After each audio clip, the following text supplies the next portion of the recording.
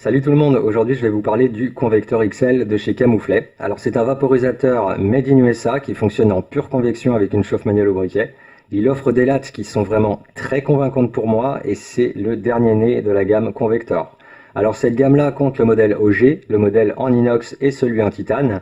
Et pour 139 €, cet XL complète parfaitement la série en apportant des différences qui sont vraiment notables pour moi et pas qu'en taille. Et on va voir ça un petit peu, on va voir ça ensemble de plus près.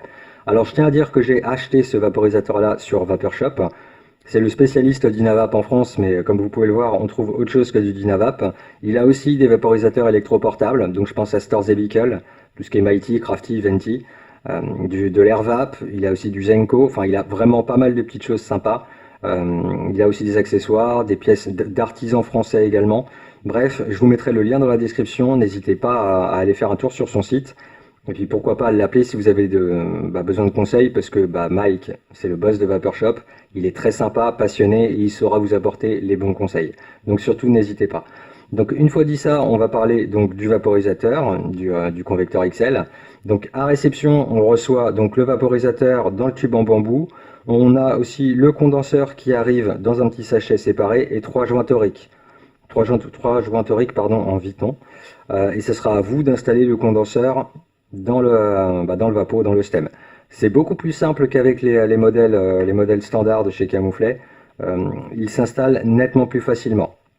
Je dis ça pour ceux qui ont eu un Camouflet et qui ont un petit peu galéré comme moi à rentrer le condenseur dedans. Donc il n'y aura pas ce problème-là avec le XL.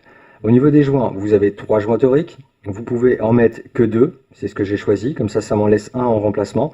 Ou vous pouvez mettre les trois, et dans ces cas-là, le condenseur tiendra un petit peu mieux dans le stem, mais très sincèrement à l'usage, qu'il y ait deux joints ou trois joints toriques, j'ai pas vu de différence.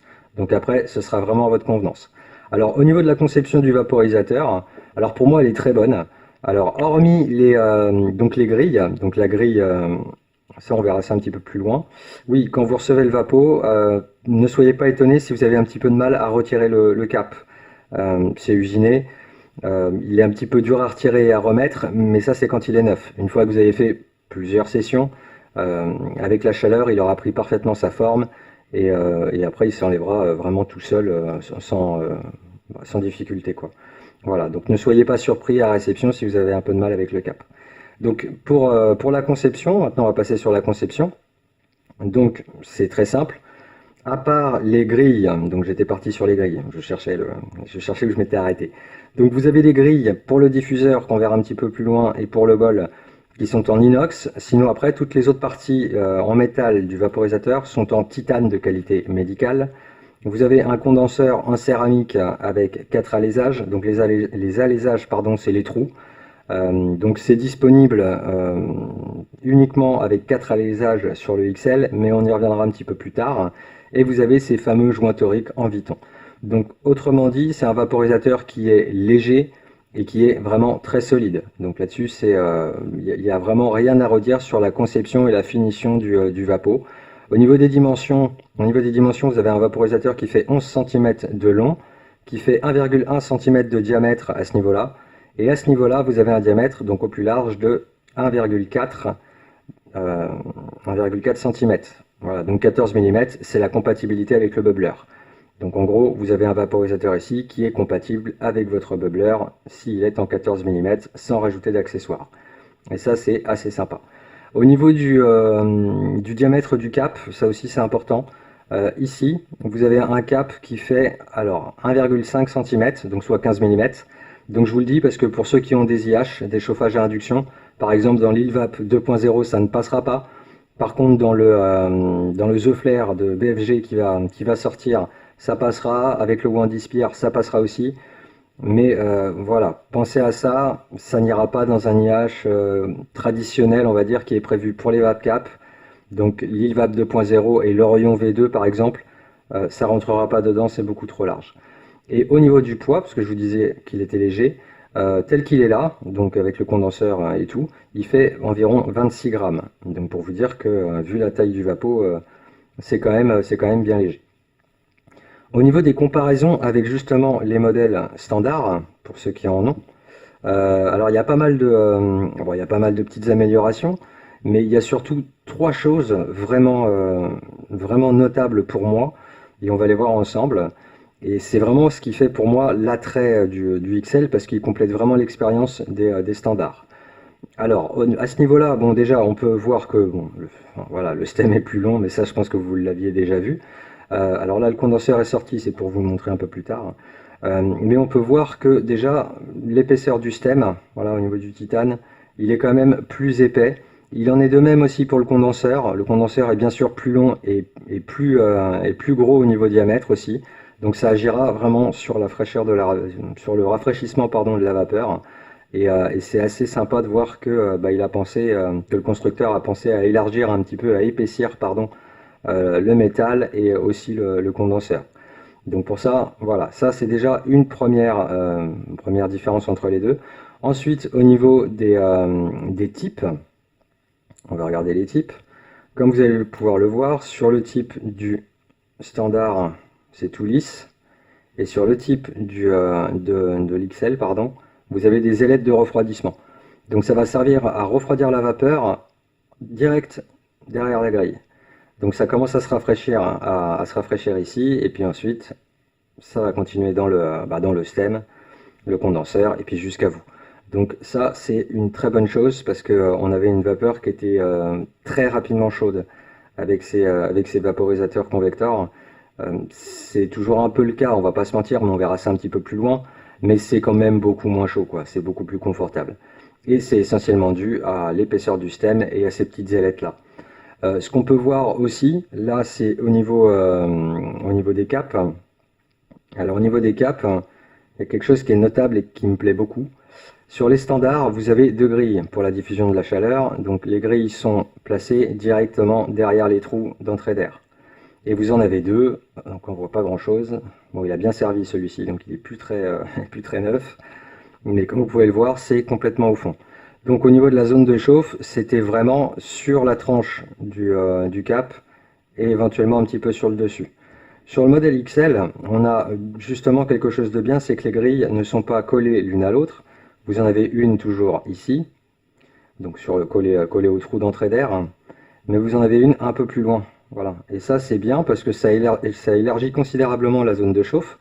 Donc en fait vous allez pouvoir chauffer sur la tranche, un petit peu sur le dessus, d'ailleurs là ça se voit que j'ai testé la chose. Et vous pouvez aussi descendre à peu près sur un tiers du cap, à peu près jusque là en fait, là, à peu près où il y a mes doigts. Donc très sincèrement, ça vous fait une zone de chauffe plus grande, une rétention de chaleur plus grande, et avec le système de grille, vous avez aussi une meilleure diffusion de chaleur sur l'entièreté du bol. Donc vos fleurs sont tout simplement mieux exposées à la chaleur et vous avez une vaporisation homogène vraiment à chaque latte, du fait que le bol est aussi un petit peu moins profond que les modèles standards. Donc ça a été vraiment bien étudié et c'est ce qui fait vraiment une différence. Pour vous dire que la chaleur est vraiment bien diffusée, avec ce vaporisateur là, vous pouvez, le bol fait 0,2 g, vous pouvez sans aucun problème faire un one shot avec et ce sera vraiment bien vaporisé et de manière uniforme. Voilà, c'était pas forcément le cas avec les modèles standards où vous avez un bol qui est quand même un petit peu plus profond et une diffusion de chaleur qui est un petit peu différente. Le fait aussi que les grilles soient positionnées différemment, ça permet aussi d'avoir un apport de chaleur qui est conséquent, mais qui est moins brutal, c'est moins soudain. Et à partir de ce moment-là, avec le convecteur XL, celui-ci vous pardonne un petit peu plus les erreurs de chauffe et de tirage que les modèles standards, quoi. Voilà, donc ça c'est quelque chose que j'ai pu constater, c'est vraiment ce qui fait les différences pour moi entre le modèle XL et les modèles standards. Et on va passer sur les condenseurs, parce que les condenseurs aussi, vous avez des différences avec les condenseurs. Donc les condenseurs, si vous voulez, vous avez deux modèles de condenseurs, deux disponibles pour les formats standards. On a le modèle avec un seul alésage, donc un seul trou, et un modèle comme celui-ci, mais à la dimension de celui-là, hein, bien évidemment, pour les modèles standards, avec 4 alésages. Alors ça vaut un peu cher pour changer, hein, parce que celui-ci c'est celui qui est d'origine, hein, fourni avec les 3 modèles convecteurs standards. Et si vous voulez un modèle avec 4 trous, donc 4 alésages, c'est une trentaine d'euros, donc c'est assez cher. Et je pense qu'on n'est pas beaucoup à avoir fait avoir fait le test de changer de condenseur. Malgré tout, c'est quand même très efficace. Vous avez ici un condenseur qui va favoriser l'airflow, donc vous allez avoir un meilleur tirage, et ici vous allez avoir un meilleur refroidissement de la vapeur. Alors, très sincèrement, après avoir testé les deux, je préfère le modèle à 4 alaisages parce que la résistance au tirage sur ces vapos-là, elle est vraiment quasi inexistante, que ce soit avec un condenseur ou l'autre, c'est vraiment quasi inexistant. C'est un petit peu plus libre ici et c'est mieux refroidi là. Donc j'aurais tendance à dire, excusez-moi, j'aurais tendance à dire que c'est pas une mauvaise chose qu'on ait un 4, voilà, un 4 alésage ici. Et surtout, on n'a que celui-là disponible. Autant sur les modèles standards, on peut changer. Sur le convecteur XL, il n'y a que celui-ci disponible, il n'y en a pas d'autre, du moins pour l'instant. Donc de toute manière, il faudra s'en contenter. Mais je vous assure que c'est franchement efficace au niveau du refroidissement de la vapeur, et vu que c'est en céramique, on a vraiment une très bonne saveur avec.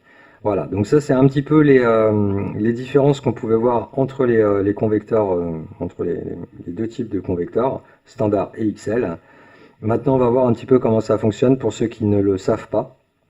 Alors déjà, je vous conseille vivement un grind moyen à grossier, et surtout sans tasser. Un bol rempli ou non, ça fonctionnera avec un demi-bol ou même avec une fine couche de plantes sur la grille. Ça fonctionnera aussi très bien. On chauffe tout en tournant le vapeau comme un vape cap.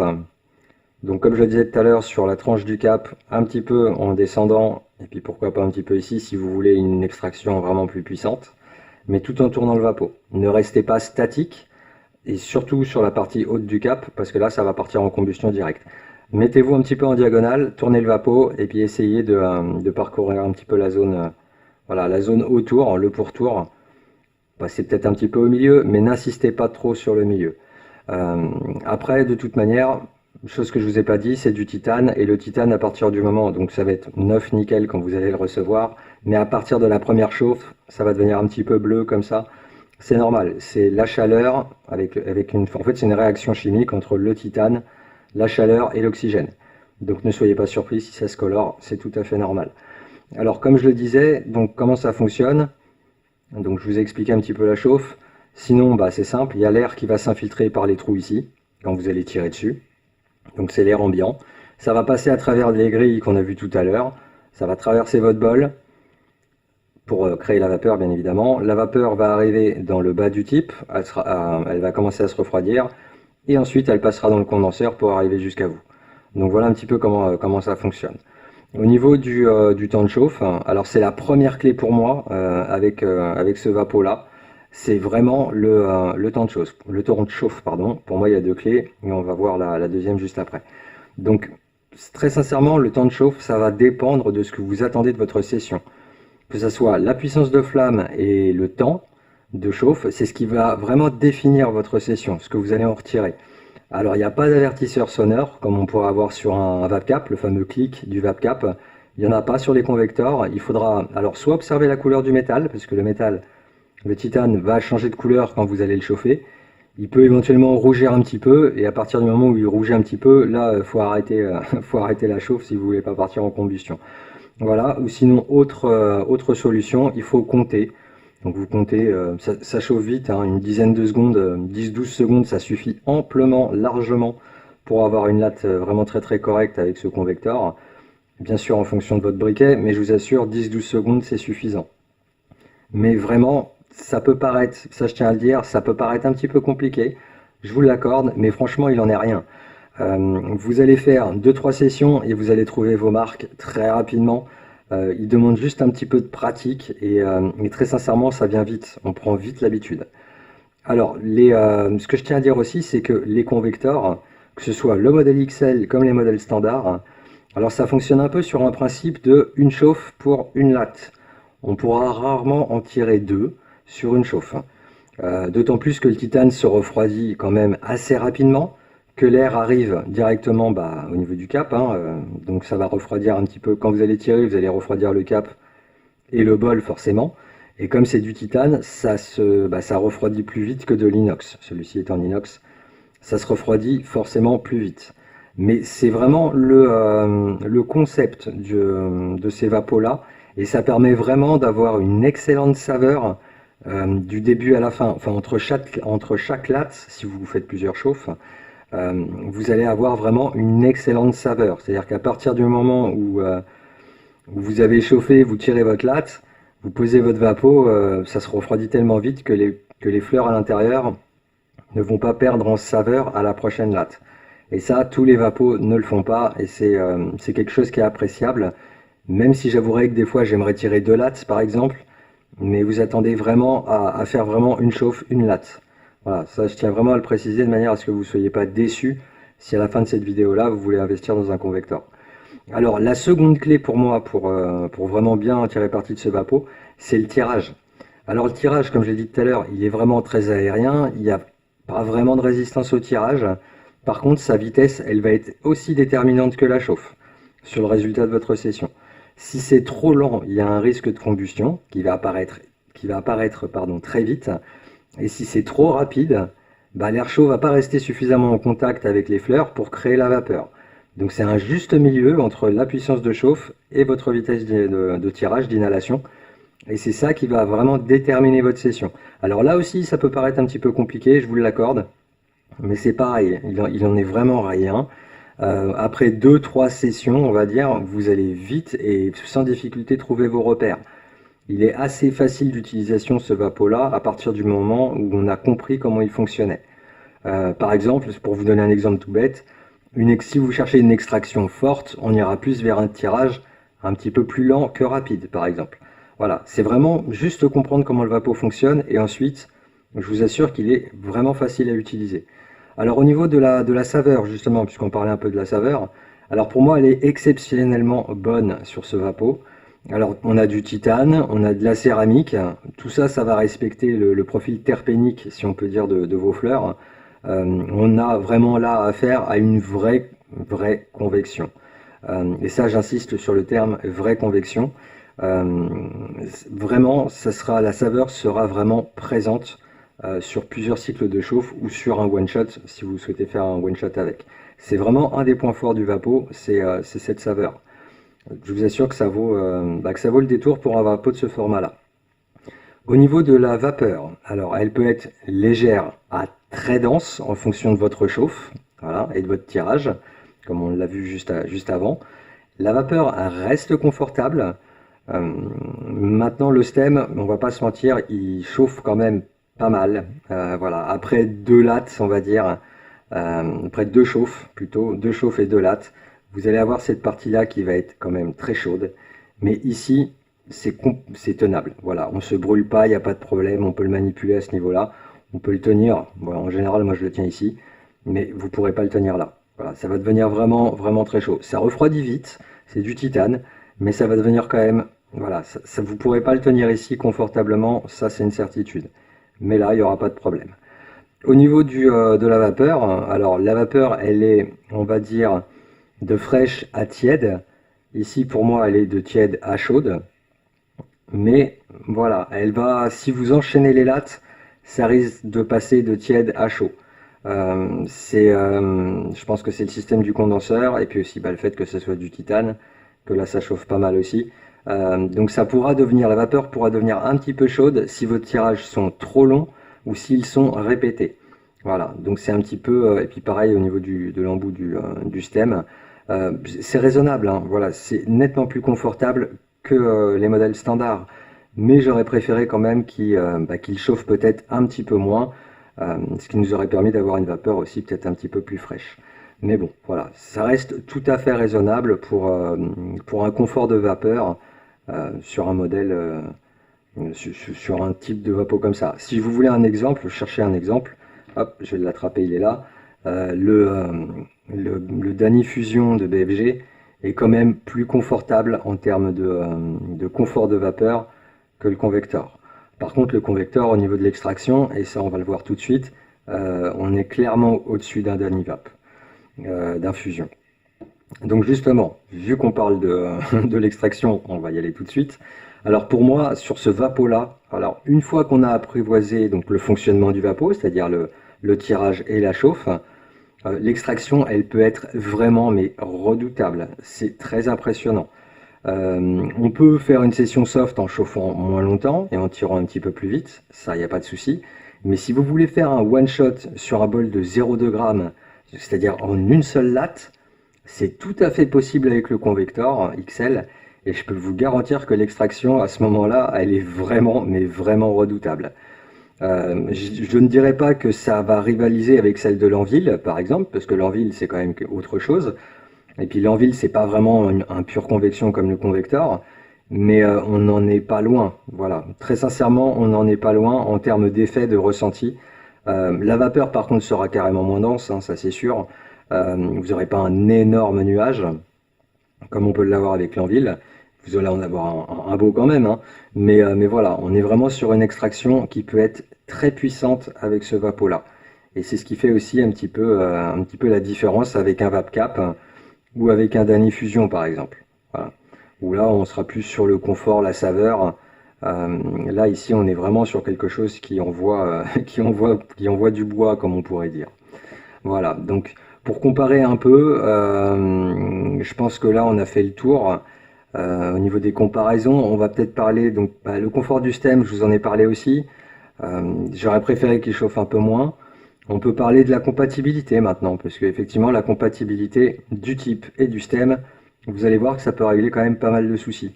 Alors, on a ici un stem, tout comme le type, qui sont compatibles avec tous les accessoires de chez Dynavap.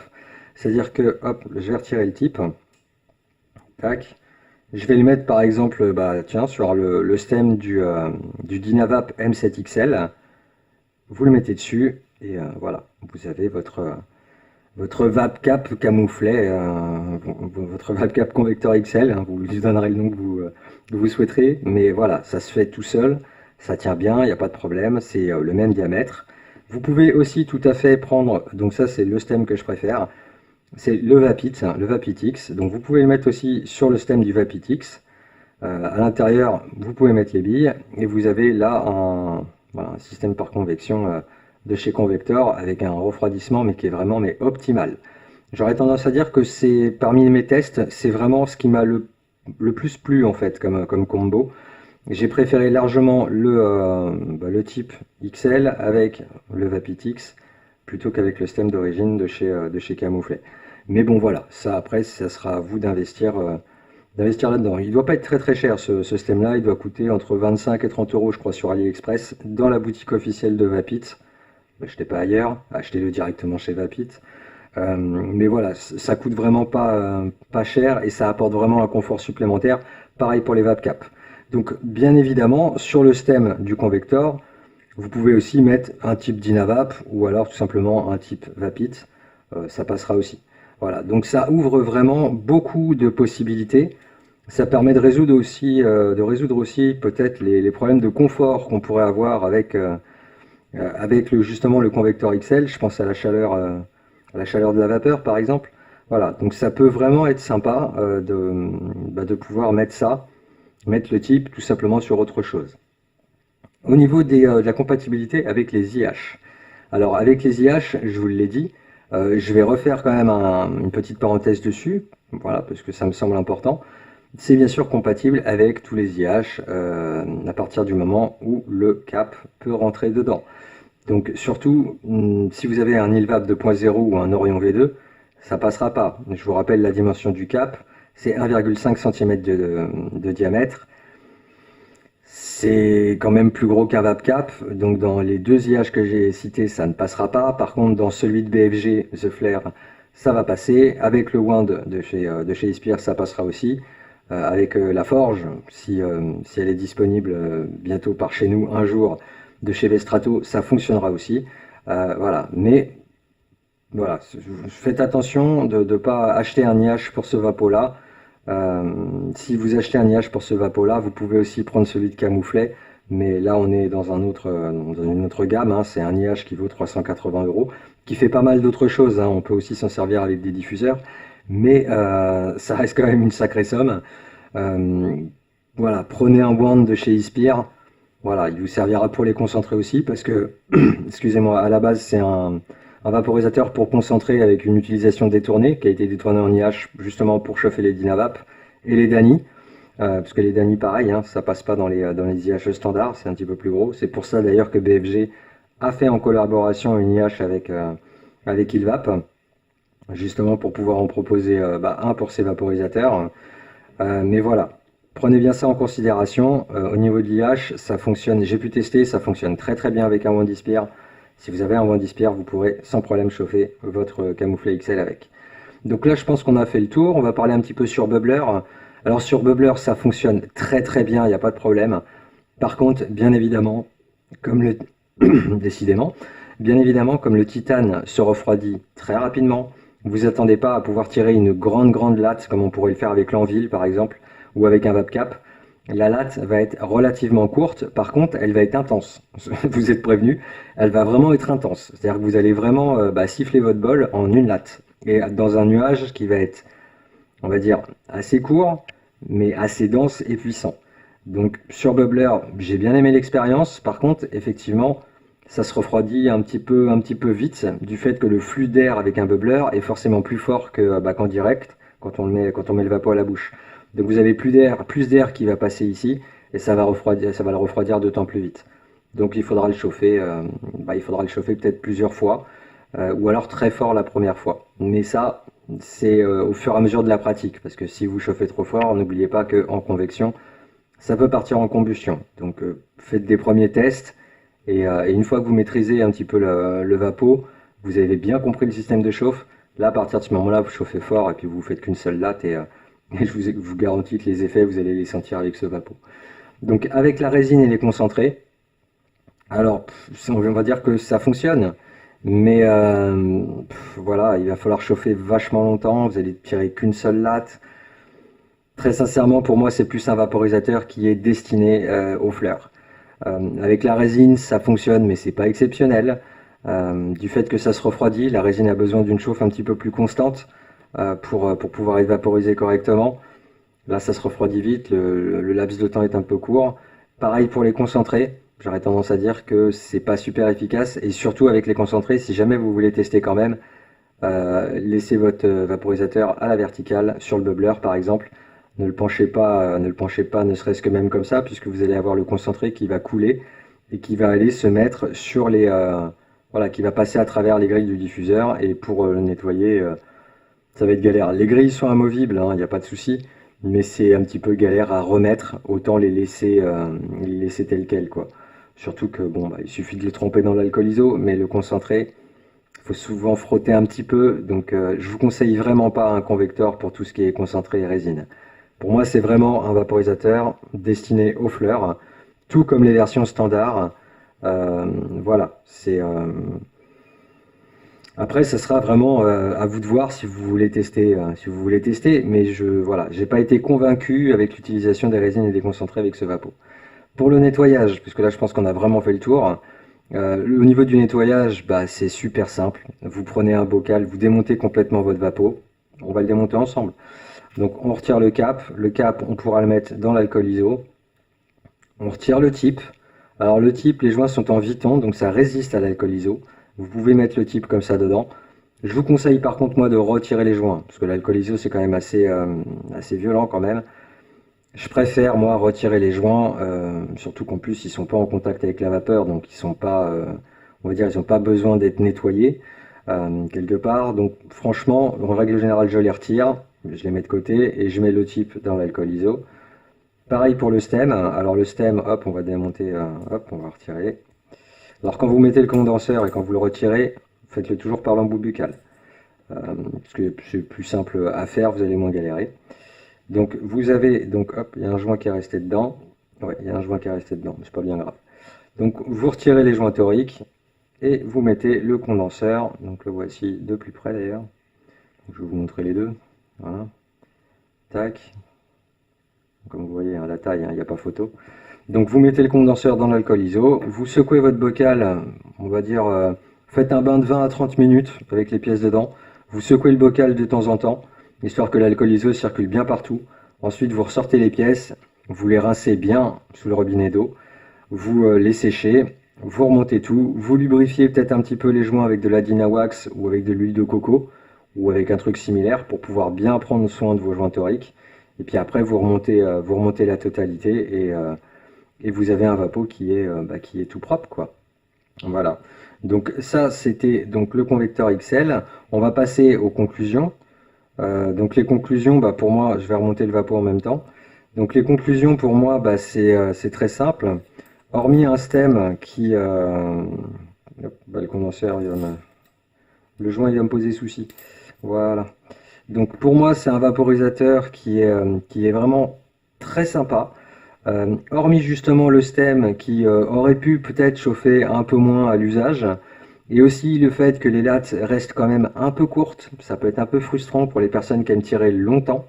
Euh, mais j'insiste sur ce point, les lattes sont quand même très puissantes. Donc ça comble un petit peu le manque, on va dire, de cette inhalation très longue. Et puis surtout, c'est le principe de fonctionnement des convecteurs. Donc on ne peut pas vraiment en faire un reproche. Voilà, c'est comme ça que ça fonctionne, c'est comme ça que ça doit fonctionner. Et je vous garantis que quand vous allez prendre une latte avec, qu'elle soit courte, vu les effets que ça procure, vu l'extraction, bon, on arrive à lui pardonner, quoi. Voilà. Donc, bien sûr, c'est un vaporisateur qui demandera une courbe d'apprentissage et de découverte, si on peut dire. Un peu de patience au début. Voilà, un peu de patience au début pour être franc. Mais une fois qu'on a compris comment fonctionnait le vapo, une fois que cette courbe-là est passée, les performances, elles sont vraiment très très bonnes et on en profite vraiment clairement.